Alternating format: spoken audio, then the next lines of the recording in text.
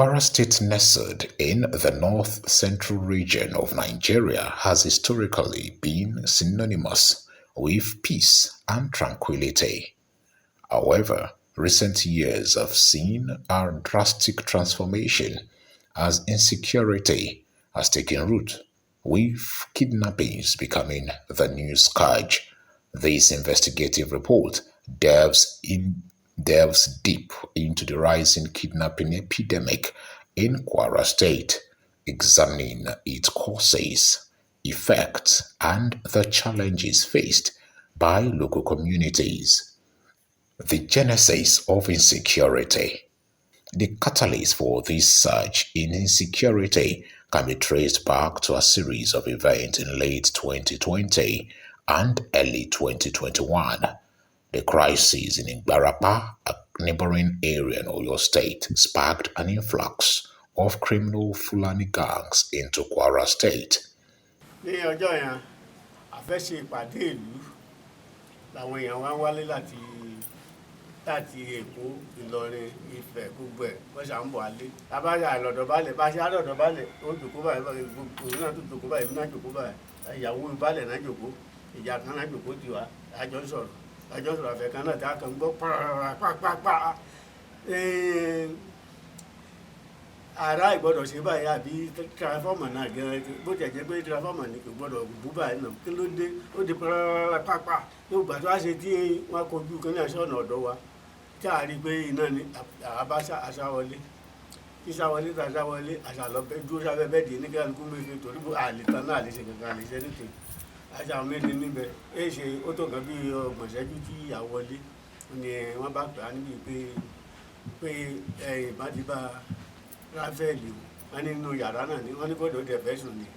àwa gan àìlè dìde lákòókò yẹn kẹ́tẹ̀ lẹ́yìn ààrẹ ṣe fẹ̀mí àlè jáde lákòókò yẹn torí wọn èdè ìkó níbi ìtàn tí àṣà yìnbọn náà tí yìnbọn léra kí ló débi pé wọ́n ṣe mú lẹ́kọ̀ọ́ yẹn ọmọ mọ́nìjà lẹ́kọ̀ọ́ àti àwọn mọ́nìjà lẹ́kọ̀ọ́ pásítọ̀ tó wà ní CAC wọ́n lọ mú náà gbàtí wọ́n lọ mú náà ṣó ìdájọ́ gbàtí wọ́n bọ̀ náà ni wọ́n rí ìṣẹ̀lẹ̀ yẹn ṣẹlẹ̀ gbàtà ṣe débì yìí ẹni tí ó ti kú láti débì báyìí ó dá òun dàjẹ́ kárí bá gbé lọ sọ́sibítù ní wọ́n ló bọ̀ ti kú. The night was marked by frigid weather and heavy rainfall. It happened to be a Friday night, and the clock read 9:00 p.m. when a group of suspected gunmen launched an attack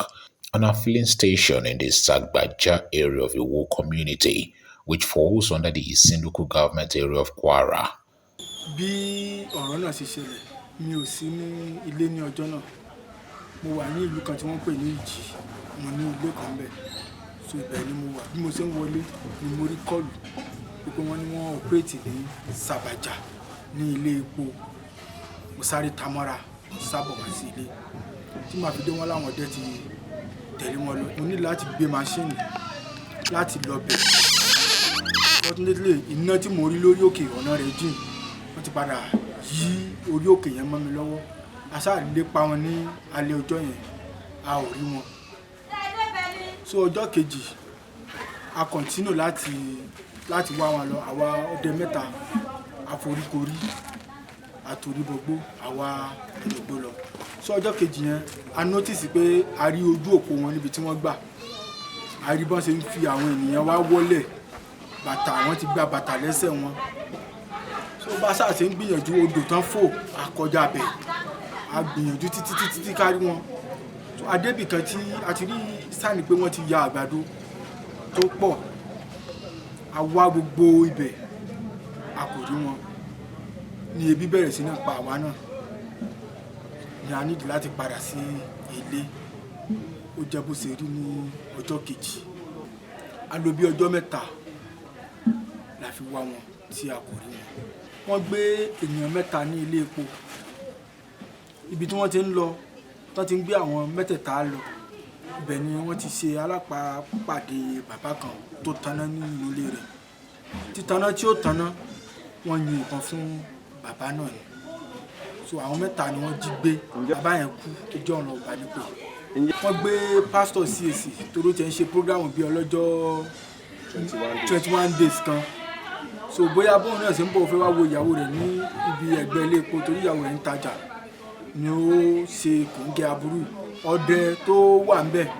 wọ́n pè yẹn ní Kasim so wọ́n dẹ̀ gbé máníjà ilé epo náà àwọn tí wọ́n gbé yẹn sá. àwọn méjì ni Ọlọ́run padà ṣe nígbà tí a san ransom fún wọn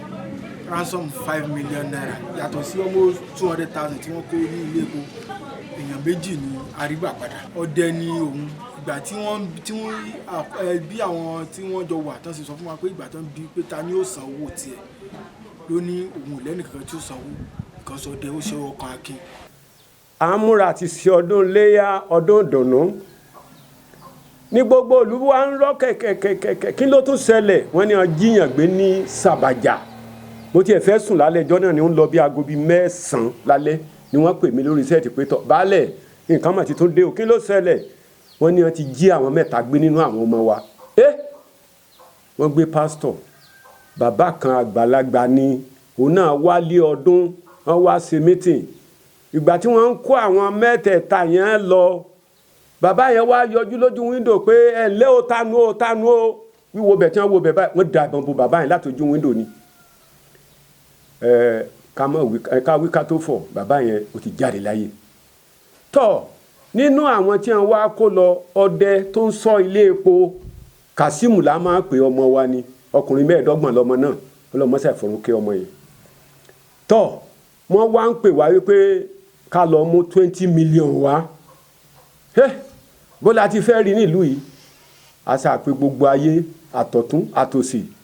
àwa àlú náà dá owó jọ èmi gan mo kówó lé àwọn tí wọ́n lọ lọ́wọ́ ń jọjọ́ náà ní orúkọ kábíyèsí mi àti gbogbo ìlú owó a ṣàkó owó ìjọ lọ́nà kọ́nà ó jẹ́ 5 million tọ́ àwa ronú wípé àwọn 3 tó kù wọ́n ń bọ̀ àwọn 2 dé ẹnì kẹta dà wọ́n ní látijọ́ táwọn ti ń lọ ní Kasimu influence pé ó jí ọdẹ wọ́n sàárí gbogbo nǹkan agbára lára rẹ̀ pé ẹni tí ó máa sọ àwọn ní gbogbo ìgbà ní wọ́n ní lójú ọ̀nà ni wọ́n ti yùn ní ìbọ̀dànù so àṣà struggle títí wọ́n lò tó jọ 10 ń bẹ̀ kó tó di pé Ọlọ́run kó àwọn 2 tó kù yọ wálé gbogbo wa nílùú yìí ọkàn wọ̀ wá balẹ̀ mọ́ rárá ṣùgbọ́n long run àwọn ọdẹ tí wọ́n ń káàkiri gbogbo núgbó wọ́n rí ẹnìkan mú nínú àwọn tó ń ṣiṣẹ́ bíi wọ́n wá mú wá sí police station wá bí àti hope police station yìí gbogbo èèyàn wá pé lọ́nbẹ̀ ọmọ kékeré young boy ó wá sọ fún wọn níbẹ̀ níjọ́ náà wípé àwọn kù ní area Ìjàrà Ìsìn pé ọ̀gá àwọn wà ń bẹ̀ àwọn ọlọ́pàá wá gáìdì ẹ̀ wọ́n wá mú lọ sí Ìjàrà Ìsìn wọ́n sá mú àwọn 2 mọ́ àwọn tí wọ́n mú yẹn again so gbà tí wọ́n wá mú àwọn 2 mọ́ àwọn tí wọ́n rí mú yẹn gẹ́gẹ́ bí n tá a gbọ́ komisanna pólísì ó ní kílè ó tó sú kí wọ́n kó bá wọn ní Ìlọrin bí wọ́n ti kó lọ nìyẹn dònídàárọ̀ ẹ̀ àgbọ̀n kankan mọ́ a gbọ́ pé wọ́n ti fi wọ́n lẹ̀ torí gbà táwa náà wá ṣèwádìí wọ́n ní komisanna of police wípé àwọn ò rí ẹnìkan tó lè make entry wípé ẹni gan-an ó wà nínú ẹni tó wá gbé àwọn abẹ àwọn ìjọba àwọn tí wọ́n bìlífù púpọ̀ jù ní àwọn ọlọ́pàá láti ràn lọ́wọ́ wípé ẹgbà nǹkan tí ẹ lè fi jà sẹ́rí àwọn ọdẹ wa ń bí ìbọn tí wọ́n ń lò àwọn náà ìbọn pámù yọkí tó fi mí sí ni ní ìbọn tí àwọn olè yẹn ní lọ́wọ́ ní wọn lọ́wọ́ tí ìjọba bá lè ran àwọn ọdẹ lọ́wọ́ kò bá dáa púpọ̀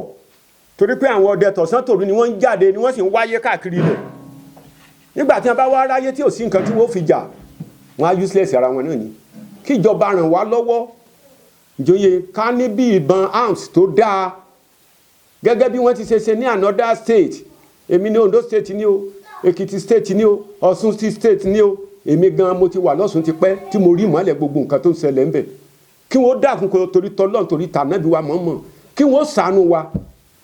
Diaspora Radio International, DRI, backed on a journey to the remote community of Iwo-Ore, where an unsettling silence seemed to permeate the surroundings. The road leading to the community was in deplorable state, necessitating an hour-long motorcycle ride to reach Iwo-Ore, despite the fears stemming from previous reports of kidnappings in the area. The commitment to telling the story compelled the journey. Ẹni tí ìṣẹ̀lẹ̀ ṣẹlẹ̀ sí Haruna ni orúkọ ẹ̀ ń jẹ́, àáfàá ni. So ọmọ bíbí ìlú Ìwó-Odò Ọ̀rẹ́ ni ní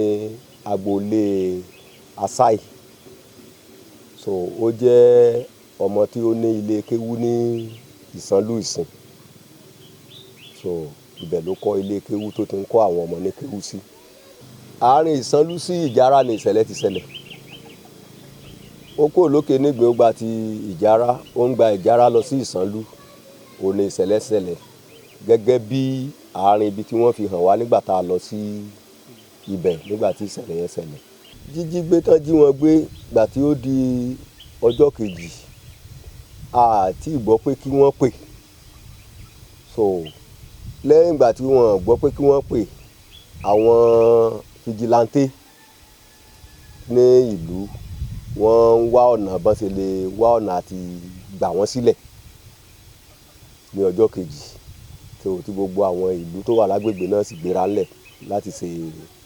akitiyan tán ní láti gbà wọ́n sílẹ̀. Lẹ́yìn ìgbà tí wọ́n wá ń táwọn ọdẹ àti àwọn fìjìláńtè yìí tán wọ inú igbó láti lọ gbà wọ́n sílẹ̀, rírí tí àwọn ajínigbé rí àwọn ọdẹ pẹ̀lú àwọn tán fẹ́ gbà wọ́n sílẹ̀, òun ni àwọn ajínigbé yẹn ṣe ikú pa àwọn yẹn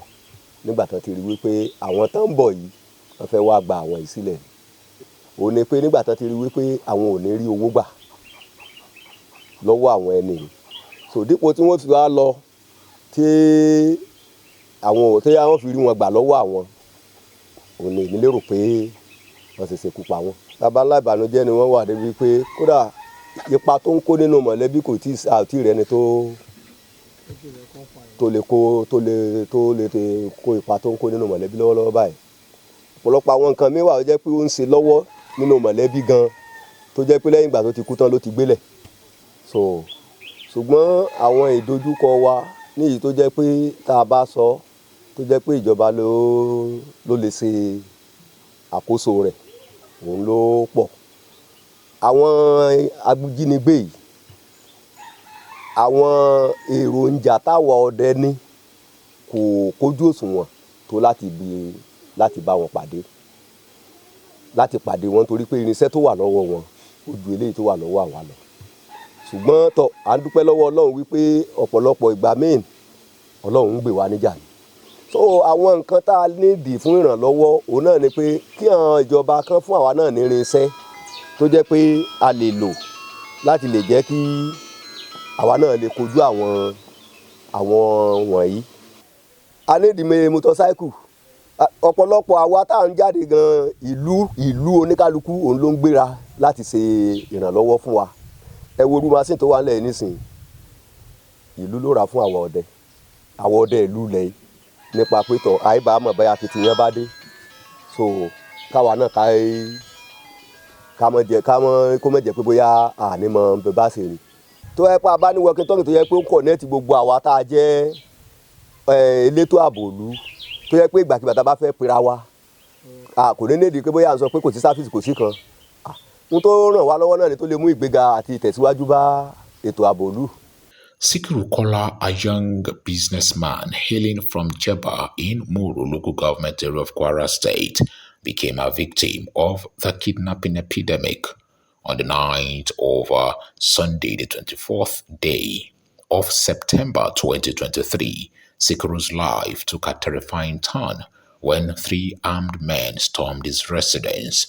The assailants opened fire sporadically before invading his compound, leaving visible bullet holes in the walls of his home. Diaspora Radio International traveled to Jeba town in Kwara to investigate the circumstances surrounding Mr. Sikiru Kola's abduction. Initially, he hesitated to speak with African eyes, understandably traumatized by the ordeal. However, he eventually found the courage to recount the terrifying events. In a trembling voice, Sikiru recounted the ordeal. Ní ọjọ́ Sunday ní bíi 10 o'clock, aago 10. So àwa wọlé, à ń retí àlejò wa láti Kano. So ìgbà tí ó ṣáà a pè é ní around 9:30, ó ní òun wà ní Kaduna, pé á dà pé a lè meet up lẹ́yìn alẹ́ yìí mọ́, pé tó bá di ní àárọ̀ ọ̀la a máa wá padà wá gbé nìyẹn, àwa fẹ́ wọlé lọ sùn. Òun ṣí géètì, èmi wọlé pẹ̀lú mọ́tò tán báyìí, ó fẹ́ pa géètì dé báyìí, wọ́n start release ni, wọ́n yìnbọn àwọn kidnapper yẹn, àwọn Fulani yẹn, èké ni. So wọ́n ṣáà yìnbọn, so àwọn ọlọ́pàá tán wá náà wọ́n rí àwọn kíní empty ọjọ́ tí mo lò láti Tuesday yẹn, láti Sunday yẹn títí di Tuesday, bí nǹkan bí ọjọ́ méjì nìyẹn. Lásìkò tí wọ́n ń gbé wa lọ, wọ́n ń béèrè pé ta ni SK, a ní SK ò sí láràndì, pé ó wà ńlọrin, pé kò sí láràndì. But information tán fún wọn ni pé kán mọ check sign kan wà ní ara ẹni tí wọ́n bá ti rí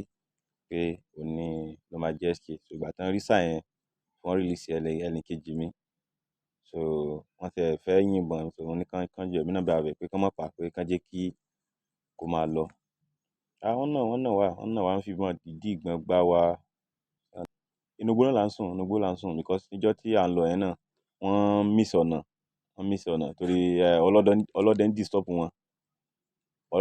wọn. Tá bá ti rí iná ọlọ́dẹ, á tún lọ gba ọ̀nà míì. Ọ̀nà táwọn sì mọ̀ kọ́ ni à ń gbà.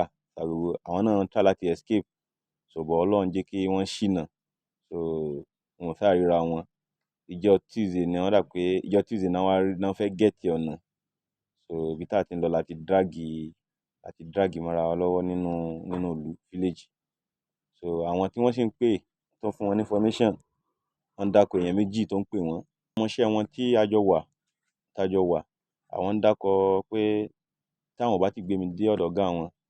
táwọn bá rí 50 million naira àbí 100 million naira, àwọn máa fi mí kalẹ̀. But táwọn bá ti dọ́dọ̀ ọ̀gá wọn, máa lọ bí 300 million naira.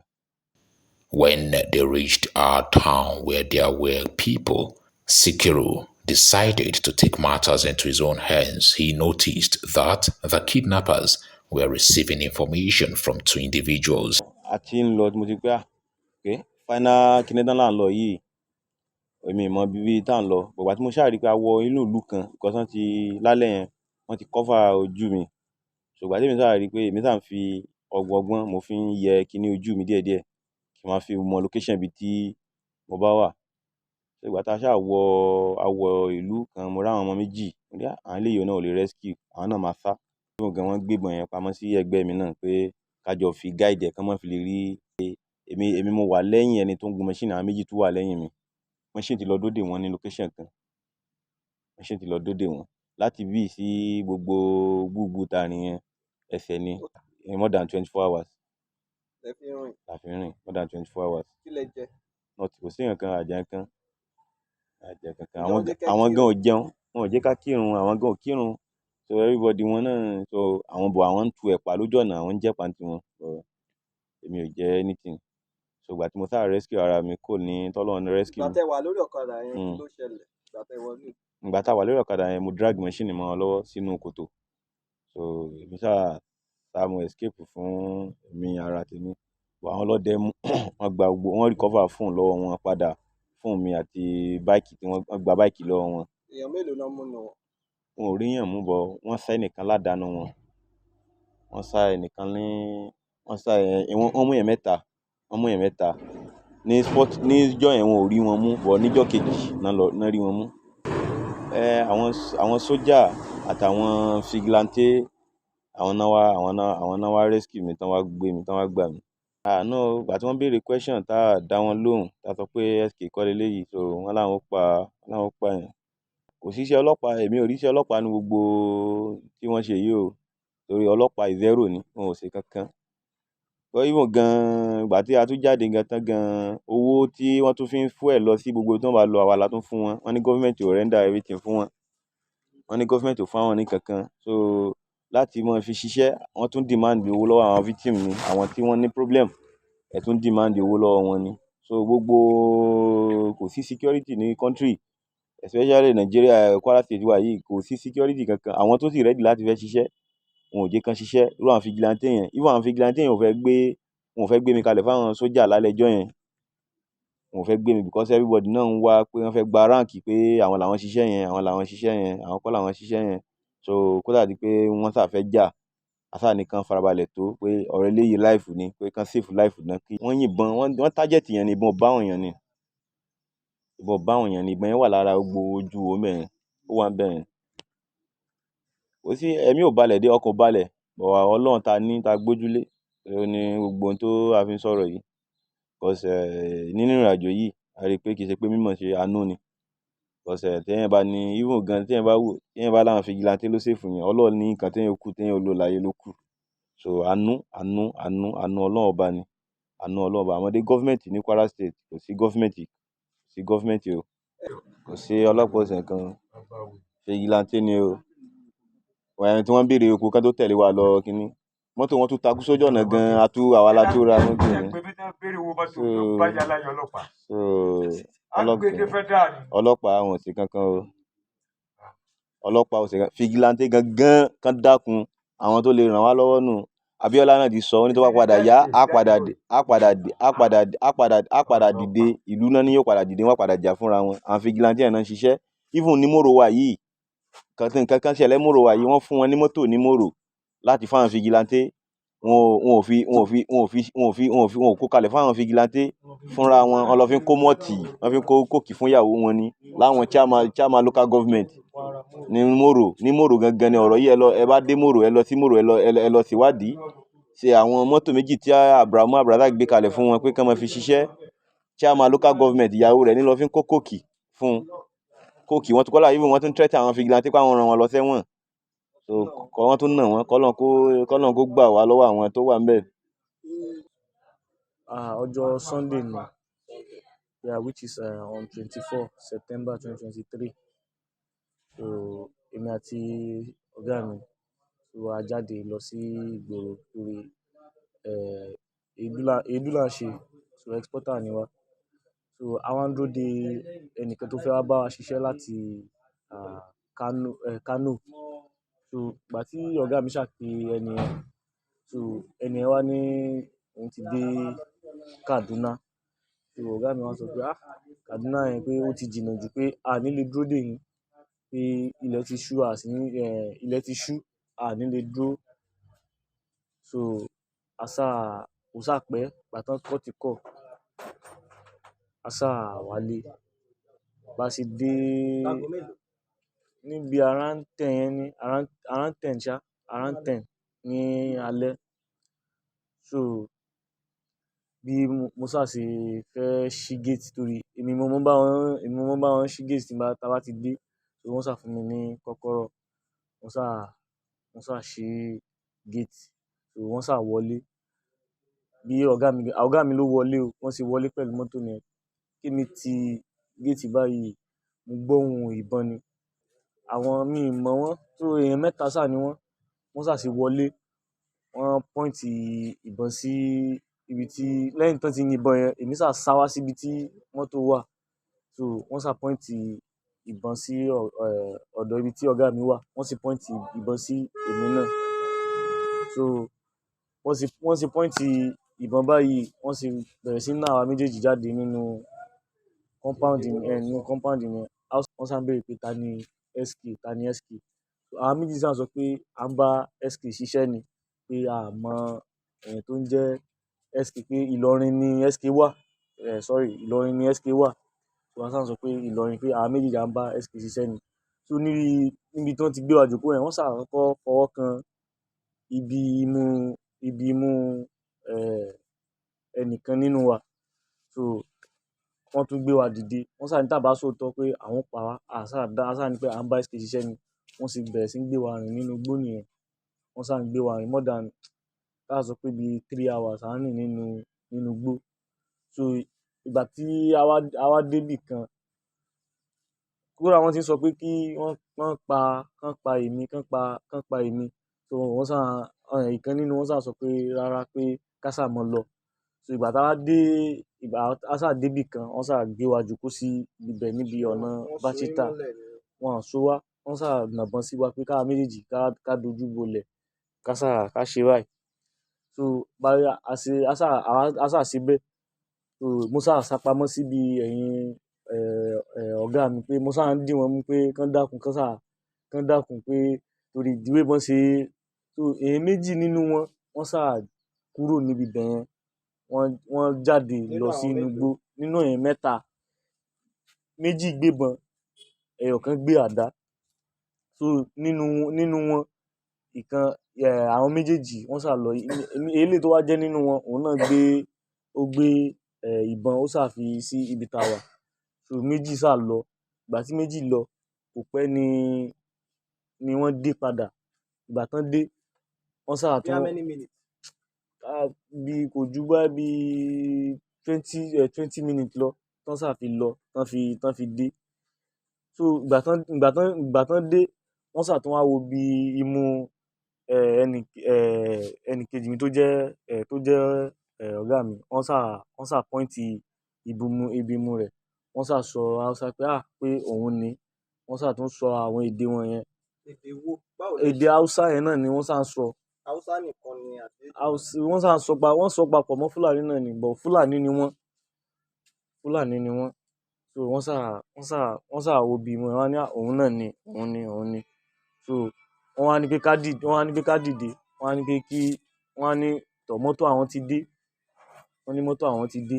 pé tí ó mọ̀ gbé ẹni lọ pé SK gangan ni pé tí ó mọ̀ gbé lọ so wọ́n ṣáà ní pé èmi pé ìkan nínú wọn ṣáà sọ pé àbí káwọn pa mí nísinsìnyí mo ṣáà tún bẹ̀bẹ̀ pé ọ̀gá mi náà mo ṣáà sápamọ́ sẹ́yìn ọ̀gá mi ẹ dákun ẹ má jẹ́ pa mí mo ṣáà sọ bẹ́ẹ̀ so kò ṣáà pẹ́ ìkan ṣáà ní rárá pé kán fi mí lẹ̀ pé kí n máa lọ kò ṣáà tan tọ́ọ̀sì pé kí n gba inú igbó yìí pé kí n máa gbà lọ so ìgbà tí mo tún lọ wọ́n tún pè mí padà wọ́n ṣáà tún check mi wọ́n ti gba àwọn fóònù mi wọ́n ti gba gbogbo nǹkan tó ṣáà wà lápò mi kódà kọ́kọ́rọ́ gan tí a fi ń ṣí géètì gan gbogbo ẹ ti jábọ́ sí inú igbó ṣáà sọ pé wọ́n ṣáà ń gbé ṣé kò sí nǹkan lápò mi mọ́ kódà mo tún ṣí ṣòkòtò mi tán mo ṣáà ṣe fún wọn wọ́n ṣáà ní ó yá kí n gba ibí pé kí n máa lọ pé n gbọ́dọ̀ wo ẹ̀yìn mọ́ ni mo ṣáà fi rìn padà wá sí ilé so ibi tí òye ṣáà wà ni mo ṣáà ń following mọ́ ọ̀nà yẹn bọ̀ ibi tí òye ṣáà wà mo ṣáà ń tọ inú igbó yẹn bọ̀ wá títí tí mo fi délé kò sí security kankan everybody ò save nísìnyí o kí ìjọba kan ràn wá lọ́wọ́ everywhere ò save o kálá sọ pé a ti wà láàrin àwọn ọ̀tá kódà ibi tí ẹ wo save ní anywhere save àwọn ọlọ́dẹ ló lè dáàbò bò wá o àwọn ọlọ́dẹ ni o torí àwọn ọlọ́dẹ àwọn náà lè secure wa dáadáa àwọn náà máa lè secure wa torí àwọn sì ní èèyàn tá a lè bá sọ̀rọ̀ pé kán bá wa ṣe nǹkan tó tọ́ àti nǹkan tó yẹ kán empower àwọn ọlọ́dẹ kán fún wọn ní àwọn ìbọn tó wà òkè tó dáa torí àwọn ìbọn tán ń gbé tán fi ń ṣiṣẹ́ yẹn kì í ṣe ìbọn tó Fúlàní wọ́n ń gbé AK-47 wá bá wa nílé àwọn ọlọ́dẹ wọ́n sì ń gbé àwọn ìbọn tí ó ṣakabùlà tí ò ẹ rí i pé ó yàtọ̀ síra wọn kán empower wọn kán fún wọn ní mọ́tò kán fún wọn ní machine tán máa fi káàkiri nínú igbó àti mọ́tò patrol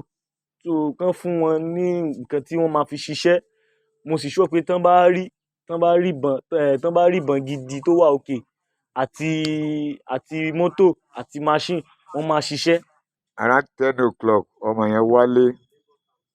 ìyàwó ẹ̀ wá pè mí pé bàbá ẹ má bọ̀ wá o wọ́n yìnbọn o wọ́n wọ́ Síkírù jáde nínú mọ́tò ìgbà Hausa o ìlú wo lẹ́wà èmi kọ́ ẹ̀kọ́ rò pé lọ́ọ̀rin ni wọ́n wá ní jẹ́bà òní ní jẹ́bà wọn nìyí so later àwọn àbúrò rẹ̀ wá ń sunkún bí gbọ́dọ̀ pé wọ́n ti pààyàn ẹ̀sùn kájọ dọ̀hún tòmọ èmi náà dọ̀hún mo rí bẹ́ẹ̀ mo wọlé mo rí kí ló dé àwọn ọ̀dà wọ́n ti wọ́n wọ lọ so from there ọlọ́dẹ tilẹ̀ yìí tí mo bá wà lóun dúró de ọlọ́dẹ ṣáájú àti pàkó àwọn ọjọ́ wọgbó lọ so ọlọ́dẹ ṣáájú dìde àti pàkó wọ́n sì lọ ní kábí 12 wọ́n wọgbó lọ wọ́n tún dé lára 4:30 wọ́n wá bá mi lé so wọ́n ní wọ́n ti ju ẹnìkan lẹ̀ wọ́n ti ju ẹnìkan lẹ̀ ta ni wọ́n ju wọ́n ní Flema kódà tí wọ́n bá ní kí gbogbo àwọn fìjìláńtì kún mórílẹ̀-èdè lọ́wọ́ kó gbàgbé ọlọ́pàá kò ṣiṣẹ́ ní ọlọ́pàá ṣe kọ́bọ̀ lẹ́kùn tó gbowó lọ́wọ́ rẹ̀ ìjẹkújẹ ti borílẹ̀-èdè jẹ́ tí wọ́n bá dá gbogbo ọlọ́pàá Nàìjíríà dùn kí wọ́n dá wọn dúró wọn ò ṣiṣẹ́ kan tí wọ́n ń ṣe fórílẹ̀-èdè láti gbowó nìkan ni wọ́n mọ̀ wọ́n béèrè owó ẹ̀wọ̀n tíráàkì fóònù wọ́n ó ṣe gbá wọ́n ó ṣàwo inú ọmọ mi kan tó jẹ́ mọ́níjà ọmọ ẹ̀ tẹ́lẹ̀ wọ́n rántí pé ọmọ ẹ̀ ti wá bíbá yìí mo ti jẹ́rìí ọmọ tí wọ́n bá jí mi lójú orun kò sí ẹ̀ tádùn àgbà lè sí tádùn àgbà bá débi kan yóò ti kílẹ̀ alẹ̀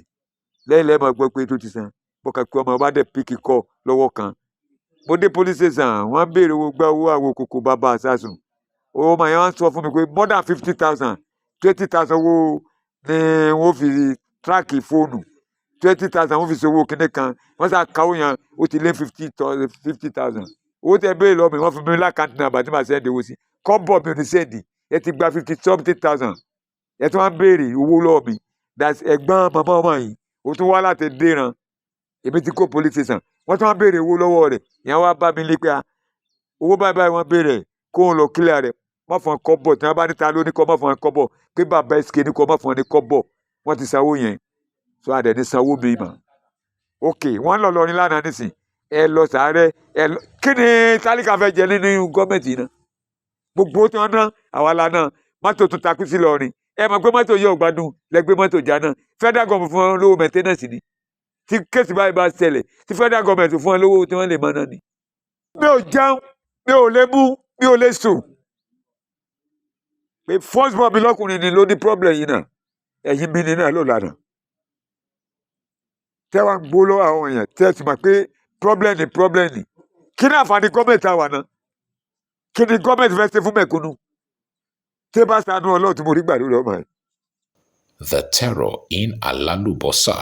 on the morning of Wednesday, the 27th day of September 2023 at about 6 a.m. Diaspora Radio International received a distressing call reporting that suspected Fulani herdsmen had launched an attack on the community of Alalubosa. This incident had occurred the previous night at about 10 p.m. following Okolowo in the Asa local government area of Kwara State. Nílùú Àbọ̀sà ní àná ní aago mẹ́wàá so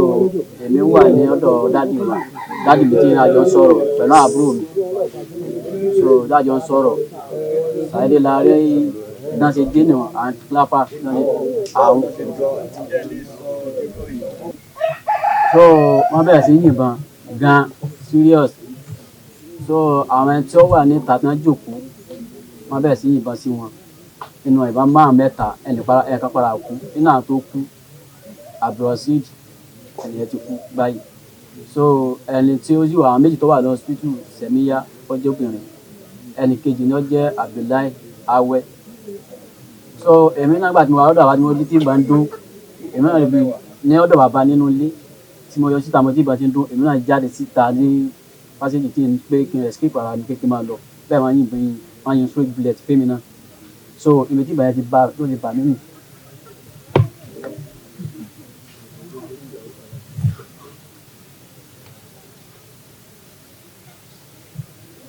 so ibi tí ìgbà yẹn ti bà mí rè fẹ́mi náà rí escape ní ọgbà ẹ̀kúnlé jáde tí mo fi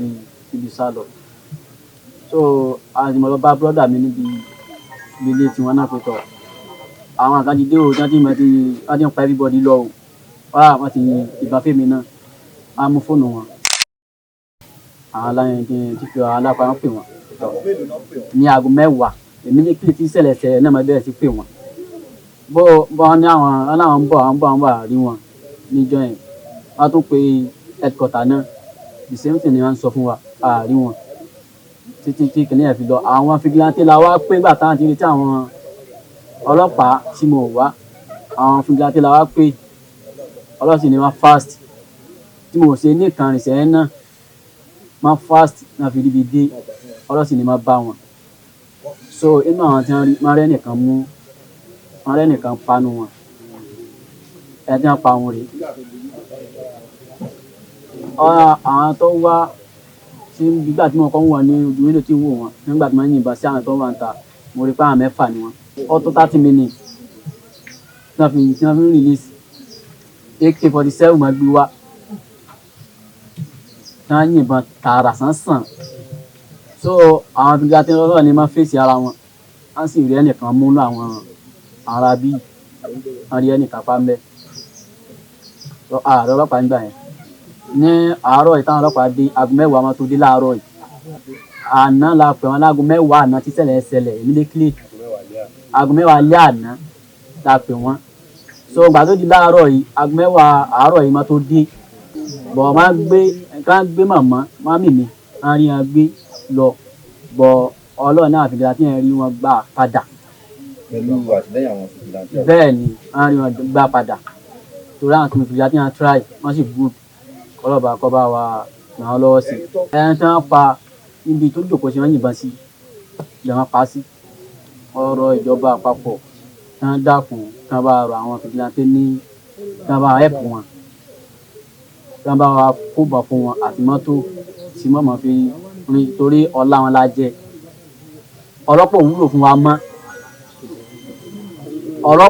fún wa mọ́ ibi tá a bá dé yìí àrífà níjọ àrífà ní ọlọ́pàá kankan ká bẹ́tà ká sọ ọlọ́pàá ní bẹ́tà tó tí ọba sáà fìdílàntè ni wọ́n ṣe jù báyìí lọ ọlọ́mọbìnrin mi tó lè sùn. Mohammed Jamiu Hussein, a member of the anti-robbery vigilante group in Kwara State, recounted the event when they received a distress call at approximately 10:30 p.m. reporting the presence of kidnappers in the Alalubosa community. So ní dédé aago 10 ọkọjá ìṣẹ́jú méjì ni a rí kọ́ láti ìlú Alalubosa. Àwa wà ní Okolowo ní ọ́fíìsì wa lókolówó ni wọ́n pè wá pé àwọn kidnappers wọ́n ti wọ ìlú Alalubosa. So bí ẹni yẹn sì gbà pé kì í ṣe ẹni tí mo lè pè padà torí èèmọ̀ dédé bí condition rẹ̀ ti wà ibi tó wà fún kò sáré pé àwọn kọ̀líìsì mi bí àwọn bíi 6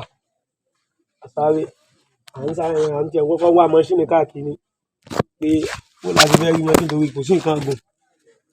afẹ́ sáré dé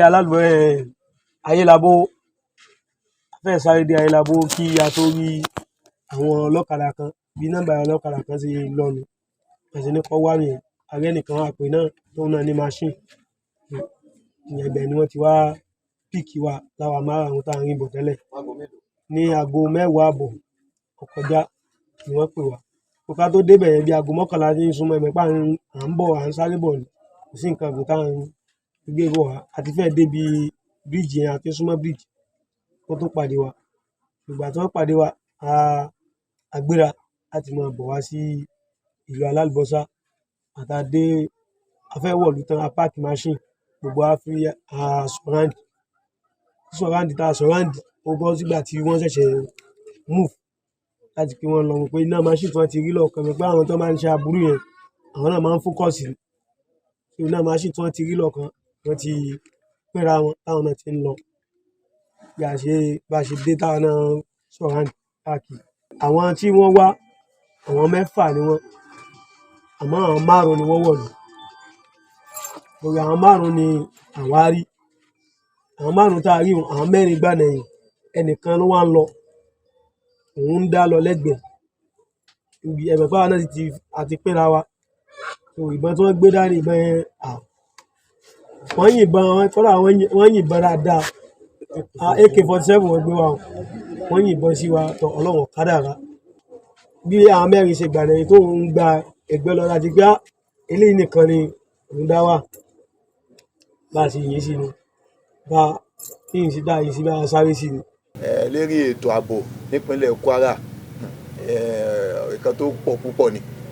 so tiẹ̀ àmọ́ àìmọye gẹ́gẹ́ bí ibi tí mo wà lónìí báyìí nísìnyí nípínlẹ̀ Moro ẹ rí i pé ní Bòdè Sádú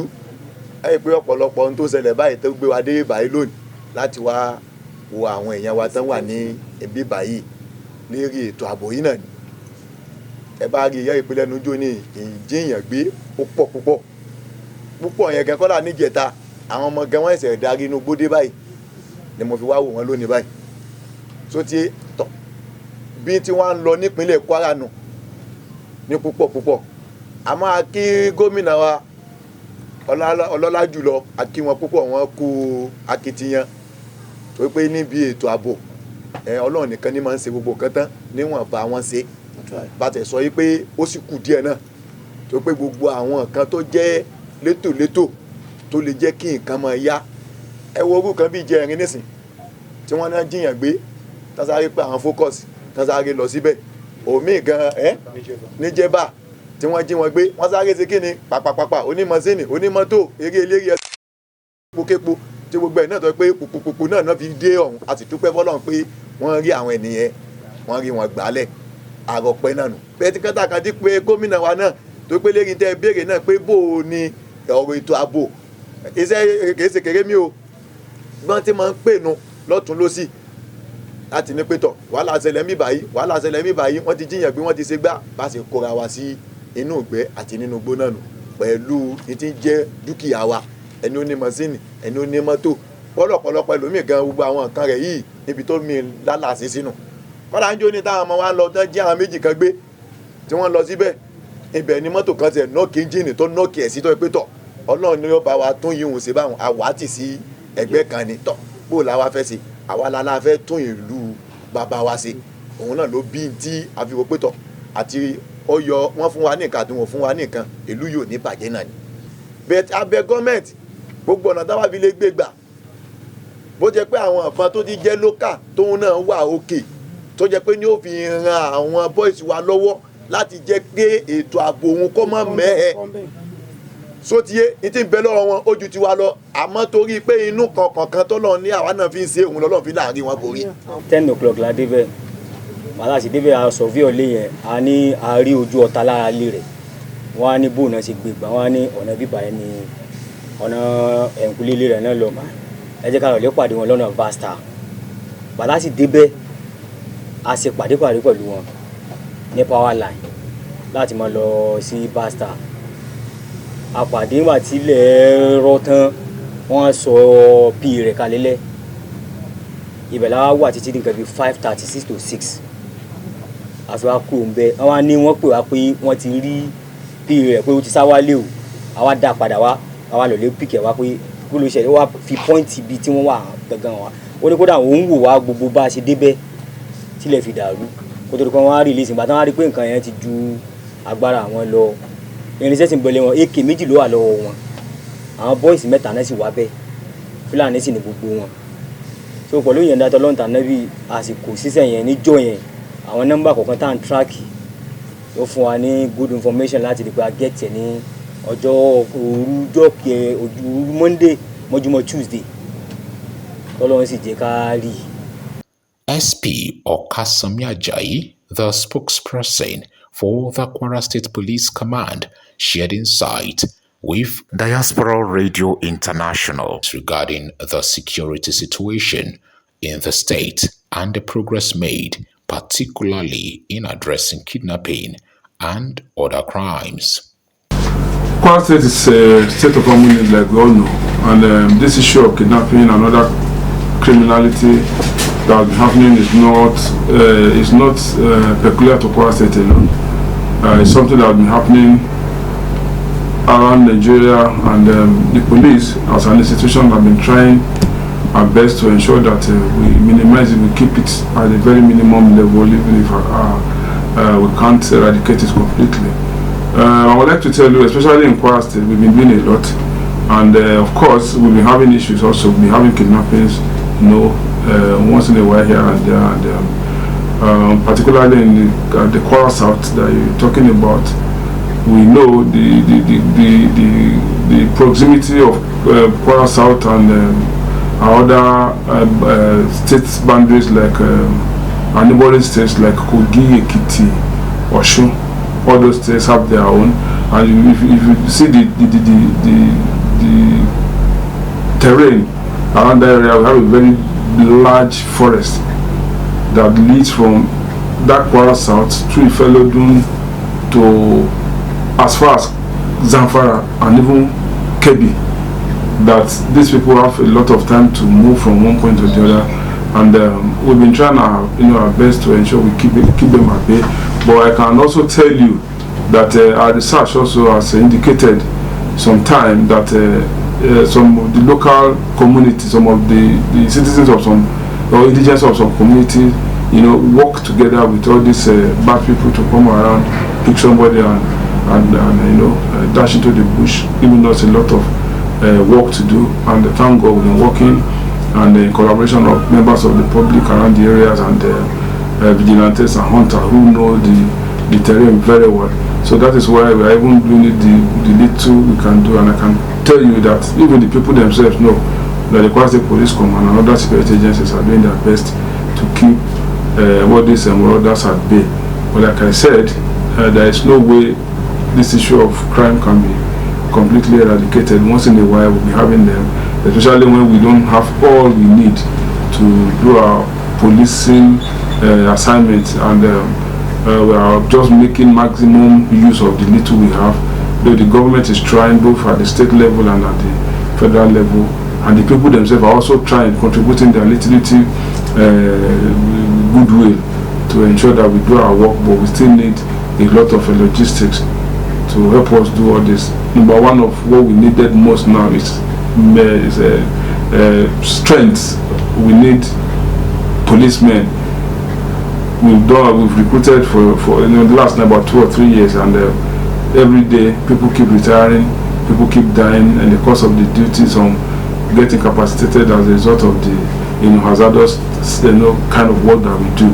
So all this militate against our optimum performance.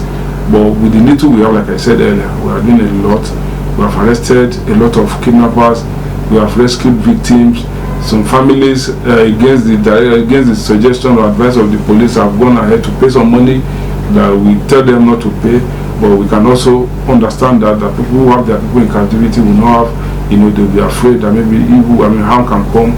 upon their relatives. Because of that, they will go ahead and give money. But what we do is we do everything possible to ensure that we rescue all these kidnappers. For example, the one that happened about 3 days ago, about 3 or 4 days ago, the one in Jeba, where one young man was kidnapped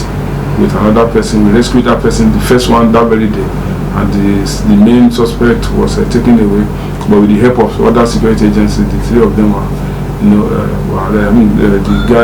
they were intercepted. They abandoned the victim, ran away, but eventually we arrested the 3 suspects. So they are with us now, and so many others that we have done. It is not peculiar to Kwara State, like I said, but we are only getting too amplified because of the fact that this type of crimes are alien to Kwara before now. But it is just a thing that is coming from, anytime water is poured on the head, if you get to the eye, we definitely get down. So it's something we are just experiencing as an integral part of the country. There's nothing like that. We know crime happens everywhere, and as long as there is free movement, as in what I mean is there is freedom of movement. Anybody can come and wants to try his hand, even in crime. That is why we always tell people we are ready for you. If you come here with any dirty mind or any inclination to commit crime, when you'll be arrested and you get prosecuted. So for someone to believe that they are coming from other states to come and settle here in Kwara, I'm not sure it is true. But the fact again is that Kwara State is fast developing. You cannot compare Kwara of today with the Kwara we have about 10 or 15 years ago. So definitely a situation where there is development, it will begin to evolve with all manners of people. So some criminals it's possible some criminals have been located here, not to come and do crime, but maybe they have the freedom to come, since we have the freedom of movement in the state and freedom to stay anywhere you want. But our own is to ensure that whether you are a criminal or not, our duty is to ensure that the state is secure, and anybody we identify to be a criminal